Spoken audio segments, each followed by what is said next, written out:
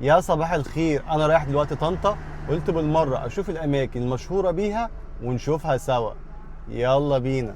لا دي طنطا، مين اللي قال أونطة؟ دول ناس ما فيهمش غلطة، شله سيد يا بدوي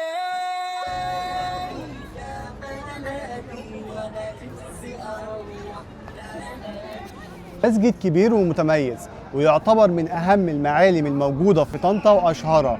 اتبنى سنه 1276، يعني قبل دوله الاحتلال. انا ما عنديش مشكله مع المكان، ولكن دلوقتي مفيش حاجه اسمها ضريح ولا المولد النبوي. ومن يتخذ غير الاسلام دينا فلن يقبل منه. لو كان الشخص اللي في قبره دوت هيشفع لك، فالاولى بيه ان هو يلاقي اللي يشفع له في الاخره. الشفاعه بتيجي من ربنا سبحانه وتعالى. ربنا موجود في كل وقت وفي كل حين، في السماء، في الارض، في الجبال، في الصحراء. استعين بالله وما تتخذش غير الله الها.